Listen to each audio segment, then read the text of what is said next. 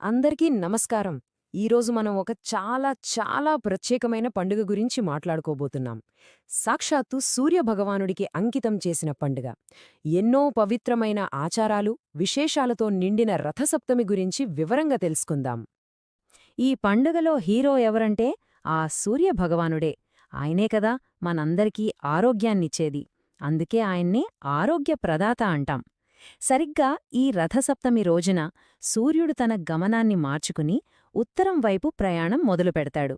దీన్నే మనం ఉత్తరాయణం పుణ్యకాలం అంటాం. సరే, ఈ రథసప్తమి వెనక్కున్న అద్భుతమైన ఆచారాలను మనం స్టెప్ బై స్టెప్ అర్థం చేసుకుందాం.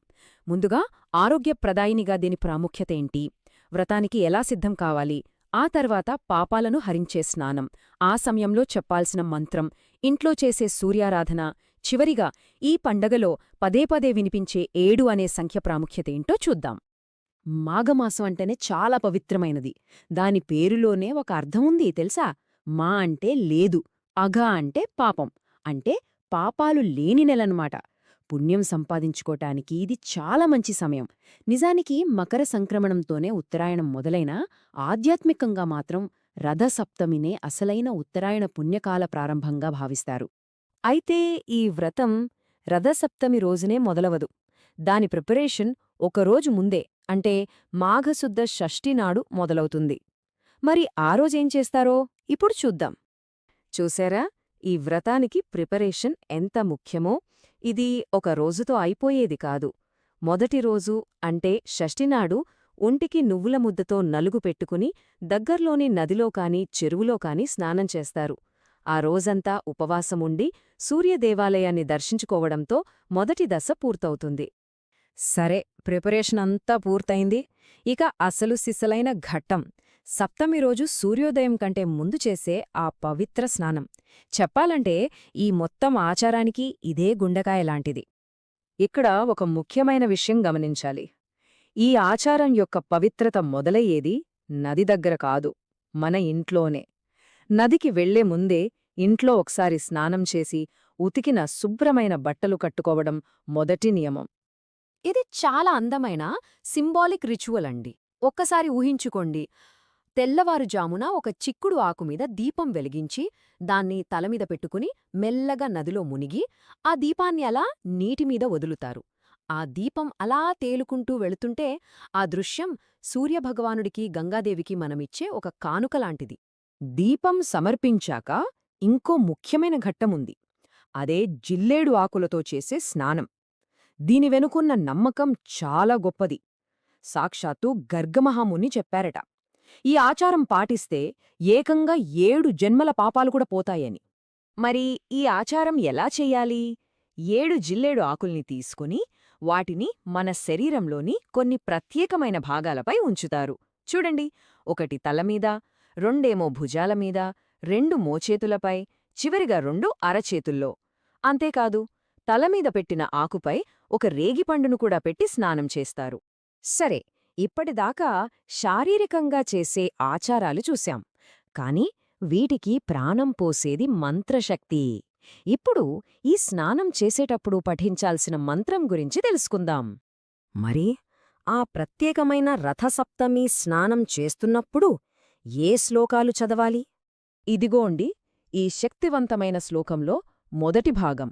దీని అర్థమేంటంటే, జన్మజన్మలుగా నేను చేసిన పాపాల వల్ల కలిగే రోగాలను, దుఃఖాన్ని ఈ సప్తమీ తిథి తొలగించుగాక అని వేడుకోవడం. ప్రార్థన ఇక్కడితో ఆగదు, ఇంకా కొనసాగుతుంది. కేవలం గత జన్మలే కాదు, ఈ జన్మలో మనస్సుతో, మాటతో లేదా శరీరంతో తెలిసి కాని తెలియక కాని చేసిన పాపాలను కూడా క్షమించమని ప్రార్థిస్తారు. ఇక చివరిగా ఈ శ్లోకం ఒక పవర్ఫుల్ రిక్వెస్ట్తో ముగుస్తుంది. 7 రకాల పాపాలు, వాటితో పాటు వచ్చే 7 రకాల వ్యాధుల నుండి కూడా నన్ను విముక్తుడిని చేయి తల్లీ అని వేడుకుంటారు. సో, ఓవరాల్గా చూస్తే ఈ ప్రార్థన యొక్క సారాంశమేంటంటే, ఇదొక కంప్లీట్ ప్యూరిఫికేషన్ ప్రాసెస్ అన్నమాట. ఈ జన్మలోనే కాదు, గత జన్మల్లో కూడా తెలిసి తెలియక చేసిన పాపాలన్నిటినీ, వాటివల్ల వచ్చే రోగాలను, బాధలను పోగొట్టమని కోరుకోవడం. ఓకే, నది దగ్గర స్నానం, ప్రార్థన అన్నీ పూర్తయ్యాయి. ఇప్పుడు ఆచారాలు మళ్ళీ ఇంటికి షిఫ్ట్ అవుతాయి. ఇక్కడ అసలైన వ్రతం మొదలవుతుంది. ఇంట్లో పూజ కోసం ప్రత్యేకంగా ఒక పవిత్రమైన స్థలాన్ని ఏర్పాటు చేస్తారు, అది కూడా చాలా శ్రద్ధగా. ముందు బియ్యపు పిండితో 8 దళాల పద్మం ముగ్గు వేస్తారు. ఆ తర్వాత సూర్యుడి నామాలు జపిస్తూ అందులో 7 రంగులు నింపుతారు. ఆ పద్మం మధ్యలో శివపార్వతులను ఉంచి పక్కనే ఒక తెల్లని వస్త్రం మీద 7 గుర్రాల రథం మీద ఉన్న సూర్యభగవానుడి ప్రతిమను పెట్టి పూజిస్తారు. పూజ కూడా చాలా ప్రత్యేకంగా ఉంటుంది. సూర్యభగవానుడికి ఎరుపు రంగంటే చాలా ఇష్టం కదా, అందుకే ఆ ప్రతిమను ఎర్రని పువ్వులతో కుంకుమతో అలంకరించి దీప ధూప నైవేద్యాలతో మనస్ఫూర్తిగా ఆరాధిస్తారు.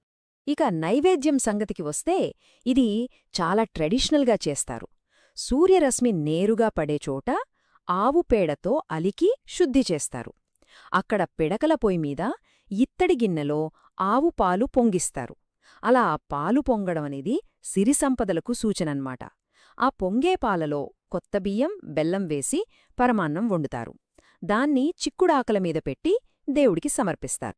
ఈ రోజుల్లో చాలామంది ఒక ఆసక్తికరమైన పద్ధతి పాటిస్తున్నారు. బంగారు రథానికి బదులుగా పెద్ద చిక్కుడు కాయలు, కొబ్బరి ఆకు పుల్లలతో ఒక చిన్న రథంలాగా చేసి పూజలో పెడుతున్నారు.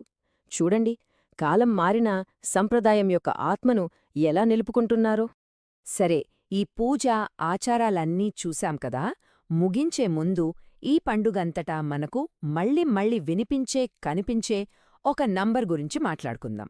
అదే 7. గమనించారా? ఈ పండుగలో 7 అనే సంఖ్యకు ఎంత ప్రాధాన్యత ఉందో. జిల్లేడాకులు 7, ముగ్గులో నింపే రంగులు 7, సూర్యుడి రథానికి ఉండే గుర్రాలు కూడా 7. అసలు ఈ నంబర్ 7కి ఎందుకంత స్పెషాలిటీ?